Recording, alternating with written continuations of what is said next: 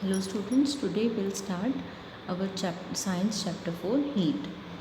In chapter 3 you have learned that wooden clothes are made up of from animal fibers. You also know that the cotton clothes are made from plant fibers. So cotton fibers are plant fibers, we have studied them. है ना? We wear woolen clothes in winter and in summers we wear cotton clothes. We prefer light colored cotton clothes in hot. This gives feeling of coolness. You might have wondered why particular type of clothes are suitable for particular season. So this is because of heat, है ना. अब क्या होता है, woollen clothes में जो heat है, air है, वो ट्रैप्ड रहती है. मतलब उसका आपने देखा है वुलन का जो फैब्रिक है वो एक दूसरे में थोड़ा मोटा होता है, थोड़ा सा ज़्यादा उसमें फाइब्रस होता है. अब जैसे यही फाइबर जब वो एनिमल को प्रोटेक्ट करता है ड्यूरिंग विंटर्स, तो क्योंकि ये एनिमल्स कहाँ पे रहते हैं, ये ऐसी जगह पे रहते हैं जहाँ पे हिली एरिया है, तो that is in low temperature zones. तो वहाँ पे क्या होता है कि it get protected because of that fur. Similarly जब हम इन फर से क्लोथ बनाते हैं, तो क्योंकि इनके स्मॉल स्मॉल यार्न और जो इनका फाइबर होता है, ये एक दूसरे से इस तरह से मिक्स बनाया जाता है कि ये इनमें एयर को ट्रैप करने की, एयर को ये ट्रैप करके रखता है ना. इसमें एयर एकदम से ऐसे फ्रीली मूव नहीं कर सकती है ना. तो because of trapping of air क्या होता है, जो एयर हमारे स्वेटर में या हमारे वुलन क्लोथ में है वो वार्म हो जाती है. It provides our body the heat effect. तो इसलिए हम उसको यूज़ करते हैं. कॉटन में क्या होता है, कॉटन में ऐसा हीटिंग इफ़ेक्ट नहीं होता. कॉटन का फैब्रिक ऐसा होता है कि वो कॉटन है, तुरंत हीट को लूज़ कर देता है. So in winter you feel cold inside the house. If you come out in the sun you feel warm. In summers आपको कहीं पे भी बाहर भी हॉट है और घर में भी आपको हॉट ही लगता है. तो इसका रीज़न क्या होता है कि हमारा टेम्परेचर बढ़ा हुआ रहता है ना, हमारे सराउंडिंग्स का टेम्परेचर ही जितनी, बिकॉज सन रेज डायरेक्टली आती हैं अर्थ सरफेस पे, इसलिए हीट बहुत बड़ी हुई होती है, तो टेम्परेचर बहुत हाई होता है. So heat is important factor in our day to day life. हमारे कपड़ों का तरीका, हम जो कपड़े पहन रहे हैं, हम जो खा रहे हैं, हम जिस तरह से हमारे, जैसे अभी हमको विंटर वेयर, अभी हमें रेन कोट्स और अम्ब्रेलाज यूज़ करने पड़ रहे हैं. तो सीज़न से हम अपने डे टू डे लाइफ को डिसाइड करते हैं कि हमें क्या चीज़ अभी यूज़ करनी है, क्या खाना है. ठंडी चीज़ें अभी खाएंगे तो बीमार पड़ जाएंगे, तो हमें इस टाइम क्या कंज्यूम करना है and all. Now section 4.1 hot and cold. In our day to day life we come across number of objects. Some of them are hot and some of them are cold. Tea is hot and ice is cold. Some objects in table 4.1 and mark these hot and cold. अब आपको घर जो भी चीज़ें यहाँ पे लिखी हुई हैं आपको हॉट एंड कोल्ड. आइसक्रीम है, कोल्ड होती है, ठीक है. वहाँ जो चीज़ होता है वार्म एंड हॉट को आप छोड़ दो, ऐसे ही सिर्फ आइसक्रीम कोल्ड है उसको टिक कर दो. स्पून है ना, टी कप में है तो वो वार्म हो जाएगा, है ना, तो वो वार्म लिखोगे यहाँ पे, वार्म में टिक करोगे. फ्रूट जूसेस ये कोल्ड रहेगा. हैंडल ऑफ फ्राइंग पैन, तो हैंडल में अगर वुडन कुछ लगा हुआ है तब तो ये कोल्ड रहेगा, लेकिन अगर कुछ नहीं लगा हुआ है, कढ़ाई का जो हैंडल होता है वो गर्म हो जाता है. तो इसमें आप दोनों में भी टिक कर सकते हो. मोस्टली आप लिखोगे कोल्ड, क्योंकि सिर्फ हैंडल की बात की है, फ्राइंग पैन की बात नहीं की. और हैंडल में मोस्टली रहता है एक प्रोटेक्टेड कवरिंग चढ़ी रहती है प्लास्टिक की या तो फिर इस वुडन की, ताकि वो गर्म ना हो जाए. तवे पे भी आप देखते हो ना एक प्रोटेक्टेड उसके हैंडल पे लगा रहता है, तो that is cold. Do not touch objects which are too hot. Be careful handling the candle flame or stove. यानी आप जब आप गैस के पास काम कर रहे हो या कैंडल जला रखी, तो उस टाइम आपको ध्यान से उसको हैंडल करना है. तब केयरलेस होके नहीं चलेगा, क्योंकि उससे आपको हर्ट हो सकता है, इंजरी हो सकती है. We see that some objects are cold while some are hot. You also know that कुछ ऑब्जेक्ट्स ठंडे होते हैं, कुछ बहुत ठंडे होते हैं, है ना. तो how we decide hot and cold, हम ये हॉट एंड कोल्ड को कैसे डिसाइड करते हैं, बाय टचिंग, है ना.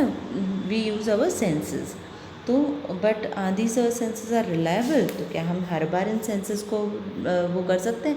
अब जैसे इसमें तो एग्जांपल दिया हुआ है कि आपको activity 4.1, take 3 small tubs and label them ABC. हमने ये फिगर 4.1 में दिया हुआ है कि 3 तरह से टब्स ले लो, उसमें पानी डालना है। तो ए में हमको डालना है hot water.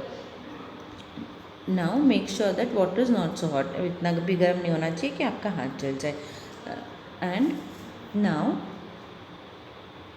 Water in container, put cold water, sorry, A में आपको कोल्ड वाटर डालना है, हॉट वाटर डालना है बी कंटेनर में, and cold and hot water mix contain in C, मतलब नॉर्मल टैप वाटर। अब देखो, आप अगर ठंडे पानी में हाथ डाला आपने, सबसे पहले कोल्ड वाटर में हाथ डाला, ठीक है, उसके बाद अगर आप डालते हो हाथ नॉर्मल वाटर में, तो वो नॉर्मल वाटर भी आपको गर्म लगेगा, लेकिन एक्चुअली वो नॉर्मल वाटर गर्म होता है क्या? नहीं होता है ना।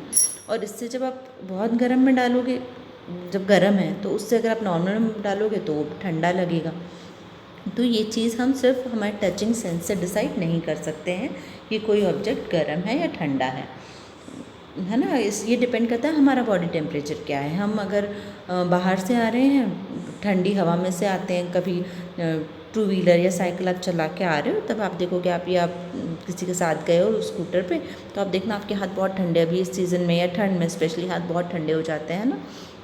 तो आपको नॉर्मल भी अगर आप घर के अंदर आके वार्म लगता है, लेकिन अदरवाइज़ घर के अंदर वार्म लगता है क्या? इसलिए हम सिर्फ अपने सेंसेस पे, हमारे टचिंग सेंस पे नहीं डिसाइड कर सकते हैं वो हॉट है या कोल्ड है। उसके लिए हमें एक रिलायबल मेजर चाहिए। रिलायबल मेजर क्या होता है? टेम्परेचर। टेम्परेचर हम किससे यूज़ करते हैं टेम्परेचर पता करने के लिए? वो हम यूज़ करते हैं thermometer as a device which is use to measure the temperature. तो मेजरिंग टेम्परेचर सेक्शन 4.2, इसमें क्या है? मेजरिंग टेम्परेचर में 2 टाइप के थर्मोमीटर्स होते हैं। एक तो होता है क्लिनिकल थर्मोमीटर, और दूसरा होता है जो हमारी बॉडी टेम्परेचर को मेजर करने के लिए यूज़ करते हैं हम। तो ये होता है क्लिनिकल थर्मोमीटर, और दूसरा होता है लेबोरेटरी थर्मोमीटर। ये कहाँ दिया हुआ है? आगे दिया होगा ये। तो फर्स्ट इज़ क्लिनिकल थर्मोमीटर। ये हमारे यूजुअली जब हम बुखार आता है तो हम इस टेम्परेचर को यूज़ करते हैं। और इसमें क्या होता है? मर्क्यूरी होता है। सी दिस फिगर 4.2, इसमें एक क्लिनिकल थर्मोमीटर दिखाया गया है आपको, और जो स्टार्टिंग टिप आपको दिख रही है, जैसे पेंसिल की टिप है ना, वहाँ पे मर्क्यूरी है।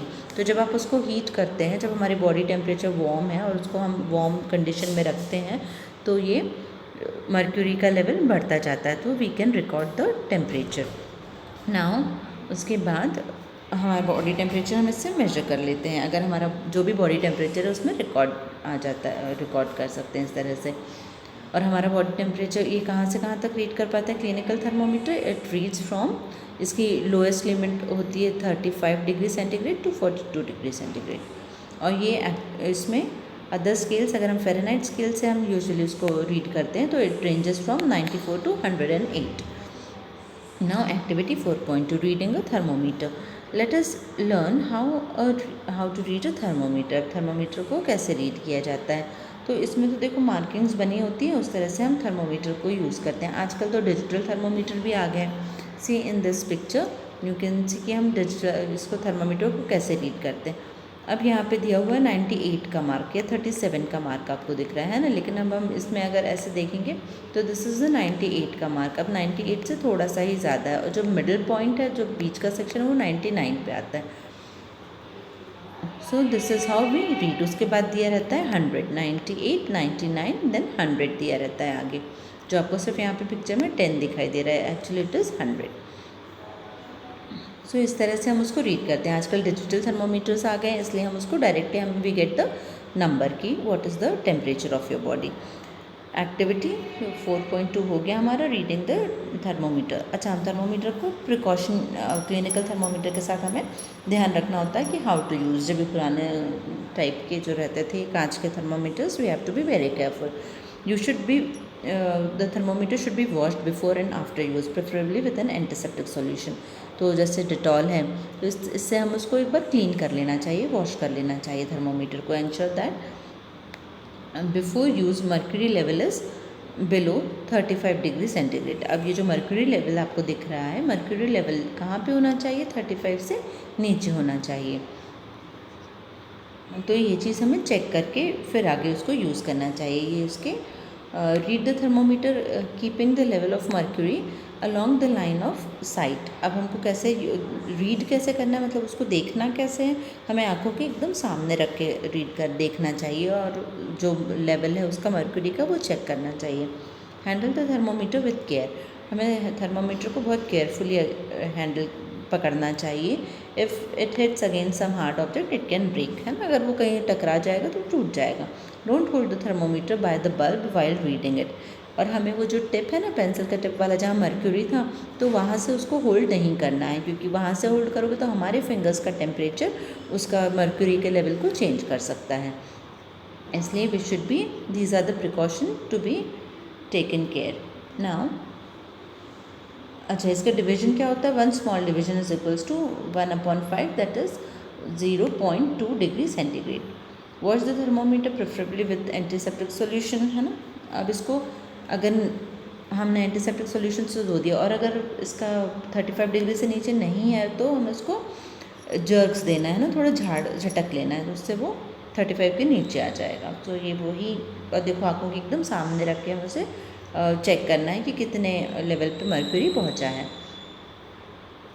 So the normal temperature of human body is 37 degree centigrade. अगर हम सेंटीग्रेड में बात करें तो 97, और अगर हम फ़ारेनहाइट में बात करते हैं तो फ़ारेनहाइट में 97 से 98 हो सकता है, और सेंटीग्रेड में 37 डिग्री सेल्सियस इस द हमारा बॉडी टेम्परेचर होना चाहिए। Now activity 4.3, measure the body temperature of some of your friends. अभी तो आजकल बॉडी टेम्परेचर हमेशा हमें चेक करते रहना चाहिए। Is the body temperature of every person is 37 degree Celsius. तो सभी का बॉडी टेम्परेचर क्या 37 डिग्री सेल्सियस होता है? नहीं, किसी का ज़्यादा भी होता है, किसी का थोड़ा सा लो भी हो सकता है, तो दैट इज़ ओके। जैसे मैंने आपको बताया 97 से 98, तो 97.5 भी हो सकता है, फ़ारेनहाइट में 98 भी हो सकता है ना, सेल्सियस में भी थोड़ा आगे पीछे हो सकता है, जैसे 36 है या 38 है, तो that is okay. We call the normal temperature is the average body temperature of large number of healthy persons. हम इसको हेल्दी पर्सनस के हिसाब से ही काउंट करते हैं कि हेल्दी पर्सनस का normally body temperature, average body temperature, मतलब किसी का थोड़ा ऊपर नीचे होकर भी एवरेज आता है हमारा 37। The clinical thermometer design to measure the temperature of human body only. Clinical thermometer है वो ह्यूमन बॉडी के टेम्परेचर को ही नोट करने के लिए डिज़ाइन किया जाता है, इसीलिए उसका रेंज क्या है 35 to 42 डिग्री सेल्सियस, उससे ज़्यादा नहीं है। Do not use clinical thermometer for measuring the temperature of any object other than the human body.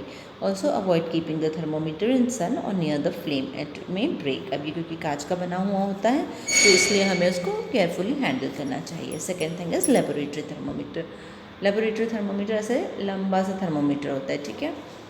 ये इसकी रेंज बहुत ज़्यादा होती है, -10 डिग्री सेल्सियस से ये होता है 110 डिग्री सेल्सियस तक जाता है। क्यों? क्योंकि हमें इसको क्लिनिकली यूज़ करना है, हमें अलग अलग टेम्परेचर्स को यूज़ करने के लिए यूज़ करना है, तो अगर इसकी रेंज कम होगी तो हम जैसे कैसे उसको यूज़ कर पाएंगे। जो लैब्स में यूज़ करते हैं, किसी का बॉइलिंग पॉइंट देखना है तो बॉइलिंग पॉइंट तो वाटर का 100 डिग्री सेल्सियस होता है, तो उसको चेक करने के लिए हमें 100 डिग्री वाला लेबोरेटरी थर्मोमीटर चाहिए, है ना। So this is the laboratory thermometer. Now activity 4.4. Take some soap water in a beaker or a mug. Dip the thermometer in the water so that the bulb is immersed in water but does not touch the bottom or sides of the container. Hold the thermometer vertically. Now observe the movement of the thermometer. Wait till the mercury threads come steady.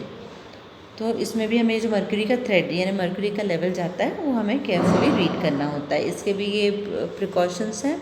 While read precautions to be taken while reading thermometer, clinical thermometer, the laboratory वही होते हैं। In addition to that, मतलब जो clinical thermometer है same वही readings हैं, और उसके साथ में हमें ये कुछ और 2 एडिशनल प्रिकॉशंस हैं जो हमें लेबोरेटरी थर्मोमीटर के लिए लेने पड़ते हैं। It should be kept upright not tilted, इसको एकदम सीधा रखना होता है, टिल्टेड नहीं रखना है हमें। Bulb should be surrounded from all sides by the substance of which temperature to be measured. मतलब जो नीचे वाला जो पेंसिल वाला टिप होता है ना, तो वैसे वो चारों तरफ से उसी सॉल्यूशन में होना चाहिए, हमें ऊपर से टच करके नहीं चलेगा, है ना, पूरा उसमें डिप होना चाहिए। तो these are the precautions. Now activity 4.5, take some hot water in a beaker, उसमें dip the thermometer and wait till the mercury reads the temperature, उसको केयरफुली हैंडल करना है, उसका टेम्परेचर रीड करना है। ठीक है, ये आप कोल्ड वाटर के साथ भी कर सकते हो, अगर कोल्ड वाटर है तो उसका भी आप टेम्परेचर ऑब्जर्व कर सकते हो।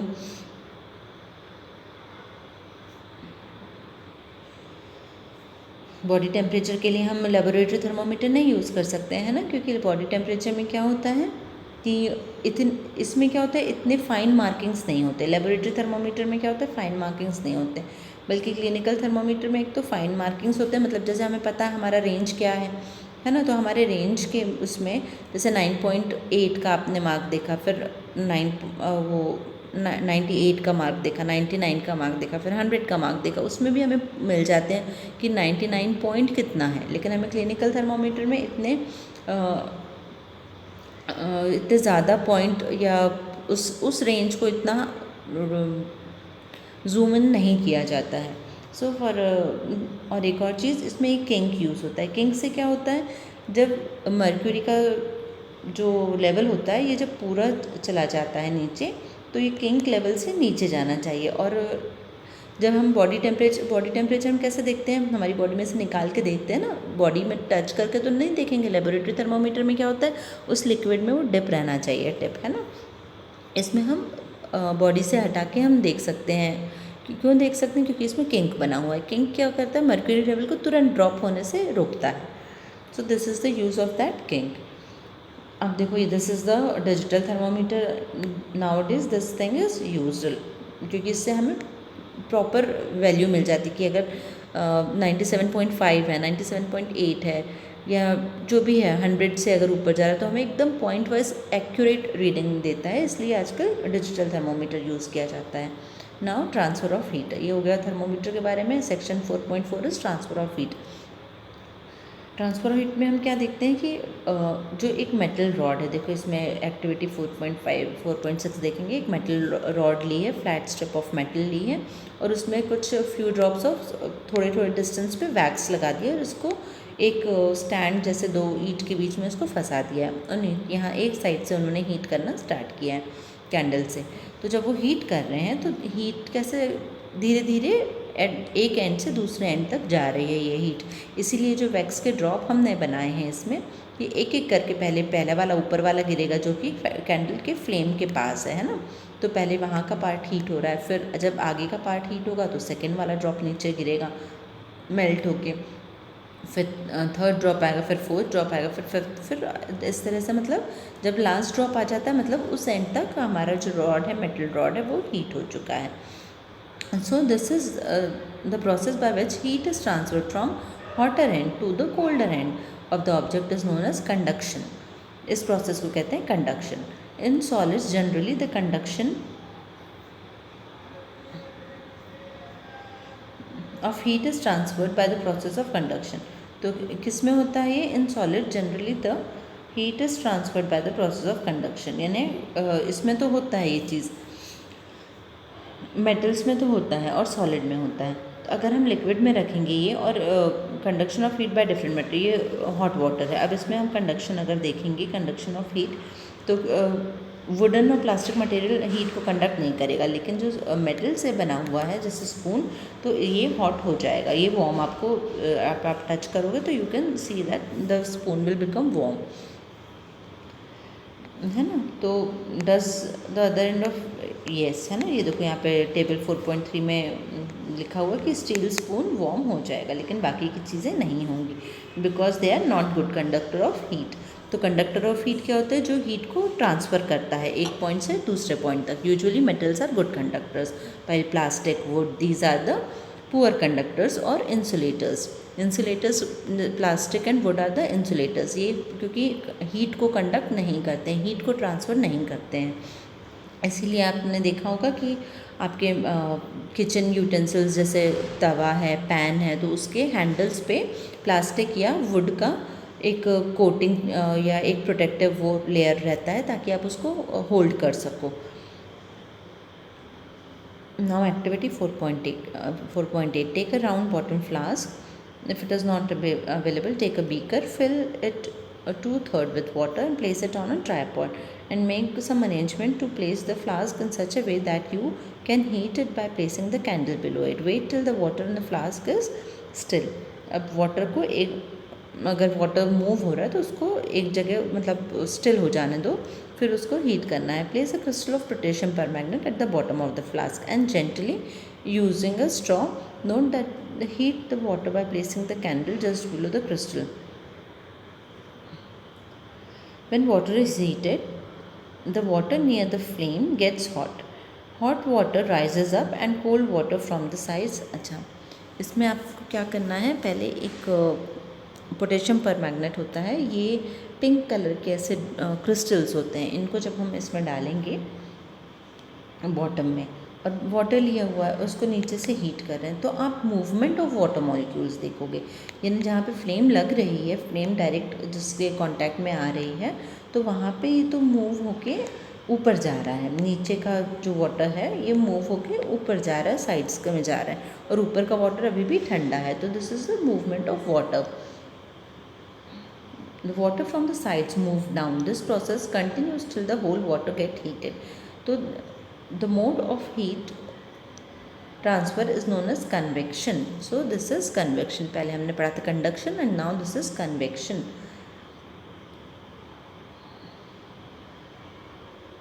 The air near the heat source get hot and rises. The air from the sides come down to take its place. This is the way air get heated. तो air भी इसी तरह से heat होती है जैसे वाटर मॉलिक्यूल्स का हम देख रहे हैं. Now activity 4.9.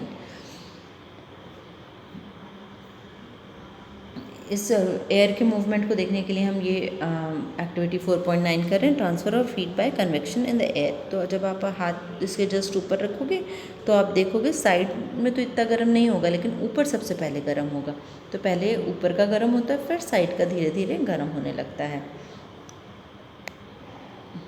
Notice towards the top air is heated, therefore on the sides however there is no convection and air does not feel hot at the people living in the coastal areas experience the interesting phenomena during the day when land get heated faster than the water. The air over the land becomes hotter and rises up. तो ये sea breeze होता है. Sea breeze क्या होता है, देखो water जल्दी heat हो जाता है और लैंड उससे भी जल्दी हीट हो जाता है. लैंड जल्दी हीट हो जाएगा और उतने ही जल्दी ठंडा भी हो जाता है. तो जब लैंड वाटर को हीट होने में टाइम लग रहा है और लैंड फटाफट हीटअप हो जा रहा है, तो लैंड जब जल्दी हीट हो जाता है तो वहाँ की एयर ऊपर उठने लगती है ना. वहाँ की हल्की हो जाती है, हीट हो जाती है तो ऊपर उठने लगती है. और कूलर एयर फ्रॉम सी से जो ठंडी हवा है वो उस लैंड पे आ जाती है. The warm air from the land moves, और ये जो सी से लैंड से उठी वाली एयर कहाँ जाती है, सी में चली जाती है. So this is called sea bridge. यानी सी से जो ठंडी हवा आ रही है वो लैंड की गर्म हवा की जगह ले रही है, और जो लैंड की गर्म हवा है वो सी की तरफ जा रही है. So this is called sea breeze. To receive cooler sea breeze, the windows of the houses and coastal areas are made to face the sea. इसलिए जो coastal areas की windows हैं वो sea facing होती है, sea के side बनी होती है ताकि वहाँ से ठंडी हवा आती रहे. At night it is the exactly reverse. रात में क्या होता है कि water cool down more slowly than land. यानी लैंड जल्दी से ठंडा हो जाता है, और लैंड देखो जल्दी से गर्म भी होता है और जल्दी से ठंडा भी होता है. तो लैंड जल्दी से ठंडा हो गया, वाटर को ठंडा होने में टाइम लग रहा है. तो अब क्या हो रहा है कि वाटर की गर्म हवा ऊपर उठ रही है और लैंड से ठंडी हवा आ रही है. So this is called land bridge. है ना, लैंड से ठंडी हवा आ रही है और उस वाटर के ऊपर के जो वाटर के ऊपर की गर्म हवा है और वो ऊपर उठी है, तो वहाँ की स्पेस हो गया खाली स्पेस, तो वो लैंड की कोल्ड एयर ले रही है वो. And this is called this movement is called land breeze. So when we come out in the sun we feel warm. है ना, हम जब सन में आते हैं तो हमें वार्म लगता है. How does the heat from the sun reaches us? It cannot reach us by the conduction or convection. There is no medium such as air in most part of the space between earth and the sun. अब अर्थ और सन के बीच में तो कुछ है नहीं, space में vacuum है, तो वहाँ से रेडिएशन के थ्रू आती है सन की हीट हमारे तक। This is the radiation. ये देखो hot breeze and cold breeze को एक्सप्लेन किया गया है। The transfer of heat by radiation does not require any medium. It can be, ये तो ना हीट क्योंकि वहाँ पे वाटर भी नहीं है और एयर भी नहीं है, तो क्या होगा, हीट कैसे ट्रांसफ़र होगी, bye radiation. It can take place whether a medium is present or not. When we sit in front of a room heater, we get heat by this process. A hot utensil kept away by this process. A hot utensil kept away from the flame cools down as it transfers heat to the surroundings by radiation. Our body gives heat to the surroundings and receives heat by the radiation. अगर हम सन में बैठे हैं तो हम वो radiation absorb कर लेते हैं, और अगर हम नहीं, मतलब हमारी बॉडी अगर किसी घर में बैठे हुए हैं तो हमारी बॉडी ठंडी हो जाती है because of we lose that heat, है ना, by the radiation process. All hot bodies radiate heats. जितनी भी गर्म चीज़ें होती हैं उनसे हीट रेडिएशंस निकलती हैं। When heat falls on some objects, a part of it reflects, a part is absorbed and part may be transmitted. The temperature of object increases due to absorbed part of the heat, है ना, जो और वो radiation से जो निकलती हैं heat, वो दूसरी सराउंडिंग्स में एब्जॉर्ब हो जाती हैं, और हम भी इस तरह से हीट एब्जॉर्ब कर लेते हैं। जब हम रूम हीटर लगाते हैं तो we absorb this heat by the radiation process only. Now 4.5 kinds of clothes we wear in summer and winter. अब हम समर में कैसे, ये हमने पहले ही डिस्कस किया था, समर में हम कैसे कॉटन क्लोथ्स पहनते हैं, लाइट कलर के पहनते हैं, क्योंकि वो, अब देखो एक्टिविटी 4.10, इसमें क्या किया, 2 आइडेंटिकल टिन केन्स लेने हैं। Paint the outer surface, one black and the other is white. Pour equal amount of water in each and leave them in the midday sun for 1 hour. Measure the temperature of water in both the cans. दोनों का हमें temperature measure करना है, तो हमें क्या temperature में difference नजर आएगा। You can feel the difference bye touching the two. ये तो आप थर्मोमीटर से कर सकते हो, या नहीं तो आप उसको टच करके भी फील कर सकते हो कौन सा कंटेनर ज़्यादा गर्म हुआ है। तो what will you will observe कि जो ब्लैक वाला कंटेनर है वो ज़्यादा गर्म हुआ होगा, इसलिए हम लोग लाइट कलर के क्लोथ्स पहनते हैं क्योंकि वो रिफ्लेक्ट कर देता है हीट को। Now fill 2 cans used in activity 4.10 with the same amount of water at the same temperature. Leave the can in the room in the shade and note the temperature at after 15 minutes. अब फिर हमको temperature use करना है 15 minutes बाद। जब ये गर्म हो चुके हैं इनको हम ठंडा करने रख दे रहे हैं। ये दोनों एक्टिविटीज़ से हमें पता चलता है कि किसका टेम्परेचर जल्दी कम हो जाएगा, तो वाइट वाले का अगेन टेम्परेचर जल्दी कम हो जाएगा। तो this is the reason why we wear white and light colour clothes in summer and dark colour clothes in winter, क्योंकि डार्क कलर एब्जॉर्ब करता है ज़्यादा हीट को, and therefore we feel comfortable in dark colour clothes in winter, and light colour clothes reflect कर देता है heat को that falls on them, therefore we feel comfortable wearing them in summers. Now woollen clothes keep us warm. Woollen clothes क्यों keep हमें warm करते हैं, अभी मैंने आपको पहले एक्सप्लेन कर दिया, क्योंकि उसके फाइबर्स जो है वो एयर को ट्रैप कर लेते हैं और इस एयर का मूवमेंट को, एयर के फ्लो को स्टॉप कर देते हैं, जिससे वो एक प्रोटेक्टिव लेयर बना लेता है हमारे सराउंडिंग्स में। So we feel warm. So this is all in this chapter. I hope you understood it. Okay.